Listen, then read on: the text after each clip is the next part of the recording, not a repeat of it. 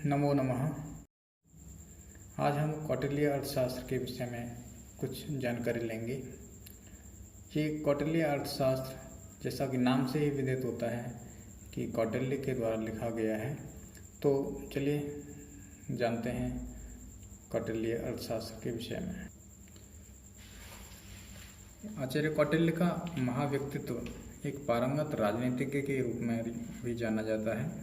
अद्भुत कृति के कारण संस्कृत साहित्य के इतिहास में भी अपने विषय का एकमात्र विद्वान होने का गौरव उन्हें प्राप्त है।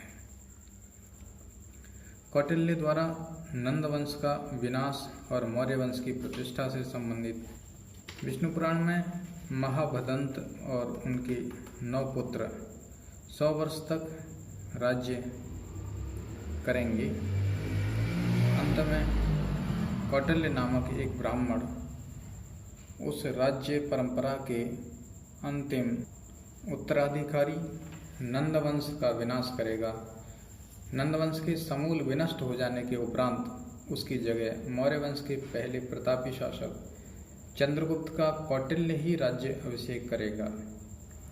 उसका पुत्र बिंदुसार और बिंदुसार का पुत्र अशोक होगा। इस पुराण प्रोक्त विवरण से 2 सामान्य सी बातों का पता चलता है कि मगध के राज्य सिंहासन पर पहले नंद वंश का अधिकार था। उसके बाद कौटिल्य के कौशल से या चतुराई से मगध की राज्य सत्ता छीनकर मौर्य वंश के हाथों में आई। मगध या मागध भारतीय इतिहास का एक सुपरिचित अति प्राचीन नाम है। वेदों से लेकर पुराणों तक सब जगह मागध भूमि और मगध वंश की चर्चाएं उल्लिखित हैं। पुराणों से भी ये विदित होता है महाभारत युद्ध से पूर्व मगध में 12 दरथों का राज्य स्थापित हो चुका था। चेद नरेश के पुत्र वृत्रथ सर्वप्रथम मगध नरेश की उपाधि से विभूषित भी हो चुके थे। इनके पुत्र जरासंध और पौत्र सहदेव महाभारत युद्ध के समकालीन व्यक्ति थे। इनके 23वीं पीढ़ी के बाद मगध के राज सिंहासन पर अवंती नरेश चंद्रगुप्त का अधिकार हुआ। गिरिब्रज उसके बाद तदनंतर गिरिब्रज का शिशु नागवंश मगध पर अधिष्ठित हुआ, जिसके उत्तराधिकारियों की ऐतिहासिक परंपरा है। शिशुनाग, काकवर्ण, क्षेत्रधर्मन, छत्राजीत और बिंबिसार। इनमें बिंबिसार ही सर्वाधिक प्रतापी नरेश था, जो कि तीर्थंकर महावीर स्वामी एवं गौतम बुद्ध का समकालीन हुआ। बिंबिसार से मगध राजवंश की परंपरा क्रमशः अजातशत्रु, दर्शक, उदयाश्व, उदाई, नंदीवर्धन तक पहुंचकर अंत में महानंदी के हाथों में आई। महानंदी इस वंश का अंतिम एवं महाबलशाली सम्राट के नाम से प्रसिद्ध हुआ, जिससे एक शूद्रा स्त्री द्वारा नंद नामक एक पुत्र उत्पन्न हुआ। इसी शूद्रा पुत्र नंद ने मगध की राजगद्दी पर नंदवंश की प्रतिष्ठा की। इस वंश का प्रथम यशस्वी सम्राट महापद्मनंद था। 88 वर्ष राज्य करने के बाद वह दिवंगत हो गया। उसके बाद लगभग 22 वर्ष तक उसके उत्तराधिकारियों का अस्तित्व बना रहने के बाद मगध की राज्य लक्ष्मी मौर्यों के अधीनस्थ हुई।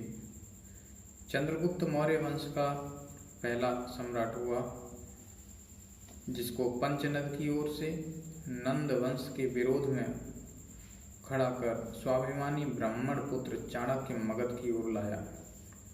भारतीय इतिहास का उदीयमान नक्षत्र और मौर्य वंश के महाप्रतापी सम्राट चंद्रगुप्त मौर्य ने विष्णुगुप्त नामक एक अद्भुत कुटिलमती राजनीतिज्ञ ब्राह्मण की सहायता से मगध के नंद वंश को विनष्ट किया तथा शक्तिशाली यवन राज सिकंदर के संपूर्ण प्रयत्नों को विफल करते हुए लगभग 321 ईसा पूर्व में एक विराट साम्राज्य की स्थापना की,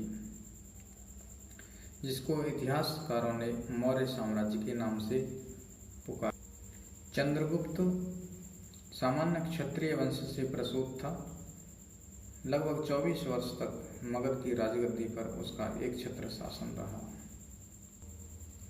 चंद्रगुप्त मौर्य एक असाधारण दिग्विजयी सम्राट हुआ है। उसने अपने राज्यकाल में धार्मिक, राजनीतिक, आर्थिक, सामाजिक और बौद्धिक उन्नति के लिए अविरल प्रयत्न किए। इन्हीं ऐसे प्रसिद्ध राजनीतिज्ञ और विद्वान कौटिल्य या चाणक्य के द्वारा रचित इस अर्थशास्त्र को आज हम देखते हैं। तो अर्थशास्त्र का विभाजन कुछ 15 अधिकरणों में किया गया है। इन अधिकरणों को हम एक बार संक्षेप में सामान्य से कथा वस्तु में जान लेते हैं कि अधिकरण के अनुसार क्या क्या विषय उसमें समाहित हैं। फिर हम जो अधिकरण हमारे पाठ्यक्रम में दिया हुआ है हम उसी पर ध्यान केंद्रित करेंगे। तो इस अर्थशास्त्र में 15 अधिकरण हैं जिनके नाम कुछ इस प्रकार हैं। पहला है विनयाधिकारी, दूसरा अधिकरण अध्यक्ष प्रचार, तृतीय अधिकरण है धर्मस्थीय, चतुर्थ अधिकरण है कंटक शोधन, पंचम अधिकरण है योग वृत्त, छठा अधिकरण मंडल योनि, सातवां अधिकरण है साणगुण्य, आठवां अधिकरण है व्यसनाधिकारी, नवां है अभियात्य कर्म, 10वां सांग्रामिक, 11वां है वृत्त संघ, 12वां आवलियस अधिकरण है, 13वें अधिकरण का नाम दुर्ग लंबोपाय, 14वें अधिकरण का नाम औपनिषदिक तथा अंतिम और 15वें अधिकरण का नाम तंत्र युक्ति रखा गया है। पहले अधिकरण विनयाधिकारिक, इस अधिकरण के अंदर विद्या विषयक विचार की त्रयी, विद्या विषयक विचार, वार्ता और दंड नीति, वृद्धजनों की संगति, काम क्रोध आदि 6 शत्रुओं का परित्याग, साधु स्वभाव राजा की जीवनचर्या, अमात्यों की नियुक्ति, मंत्री और पुरोहित की नियुक्ति, गुप्त उपायों से अमात्यों के आचरणों की परीक्षा, गुप्तचरों की नियुक्ति, गुप्तचरों की नियुक्ति में भी 2 भाग किए, स्थायी गुप्तचर और भ्रमणशील गुप्तचर। और ग्रंथ के आरंभ में मंगलाचरण के रूप में लेखक ने शुक्र और बृहस्पति इन 2 को नमस्कार किया है। तो आइए जानते हैं। नमः शुक्र बृहस्पतिभ्याम, शुक्र और बृहस्पति दोनों के लिए मेरा नमस्कार।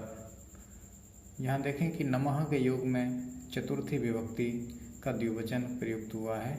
शुक्र और बृहस्पति का द्विवचन रूप है शुक्र बृहस्पतिभ्याम।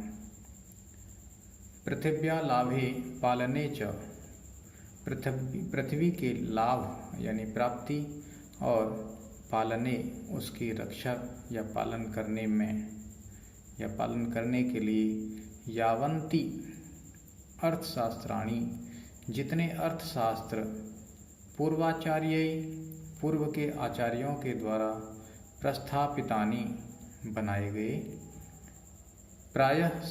प्रायशः तानि संहृत्य, उन सबको संहृत्य इकट्ठा करके इदम अर्थशास्त्रम कृतम, इस अर्थशास्त्र को बनाया गया है। इकट्ठा करके अर्थात सारे अर्थशास्त्रों में से जो जो नीतिगत बातें हैं उन बातों का ग्रहण करके एक नया अर्थशास्त्र तैयार किया गया है। तस्य अयम प्रकरण अधिकार समुद्देश्य, उसी ही अर्थशास्त्र का जो संकलित अर्थशास्त्र है उसी का प्रकरण और अधिकरण का समुद्देश्य यहाँ पर प्रस्तुत किया गया है। सांख्यम योगो लोकायतम इति आन्वीक्षिकी, और कहा सांख्य, योग और लोकायत अर्थात नास्तिक दर्शन ये आन्वीक्षिकी विद्या के अंतर्गत हैं। धर्म अधर्मौ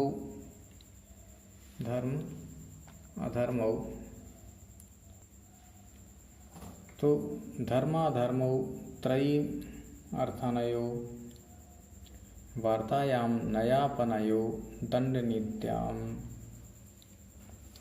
अर्थात इसी प्रकार से त्रयी में धर्म का, अधर्म का, वार्ता में अर्थ का, अनर्थ का और दंड नीति में सुशासन और दुशासन का ज्ञान प्रतिपादित है। त्रयी आदि विद्याओं की प्रधानता अप्रधानता को तो बलाबले च एतासाम हेतु भी अन्वीक्षमाणान वीक्षिकी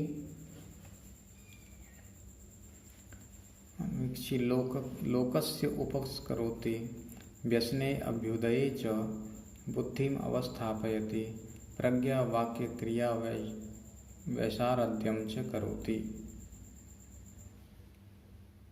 अप्रधानता को भिन्न भिन्न युक्तियों से निर्धारित करती हुई आन्वीक्षिकी विद्या लोक का उपकार करोति, लोकस्य उपकरोति, लोक का उपकार करती है। व्यसने अभ्युदये च, और सुख में और सुख दुख से बुद्धि को बुद्धिम अवस्थापयति, बुद्धि को स्थिर करती है। प्रज्ञा वाक्य क्रिया वैसारध्यम च करोति, और सोचने और विचारने, क्रिया वैसारद सोचने और विचारने, बोलने तथा कार्य करने में सक्षम करोति, सक्षम बनाती है। प्रदीपः सर्वविद्यानां उपायः सर्वकर्मणां आश्रयः सर्वधर्माणां सस्वदान्वीक्षिकी मता। प्रदीपः अर्थात यह जो आन्वीक्षिकी विद्या है वह सर्वदा ही सब विद्याओं का प्रदीप है। प्रदीपः सर्वविद्यानां, सारी विद्याओं का प्रदीप है, सभी कार्यों का साधन है। सर्वकर्मणाम उपायः, सभी कर्मों का उपाय है। और आश्रय सर्वधर्माणाम, सभी धर्मों का आश्रय मानी गई है। ऐसी शाश्वत अनवीक्षिकी मता, वह आन्वीक्षिकी कही जाती है। तो एक बार पुनः हम देख लेते हैं। प्रदीपः सर्वविद्यानां, सारी विद्याओं की प्रदीप अर्थात सारी विद्याओं पर प्रकाश डालने वाली। सर्वकर्मणाम उपायः, सारे कर्मों को साधने वाली। आश्रयः सर्वधर्माणाम, सारे धर्मों के आश्रय के रूप में है।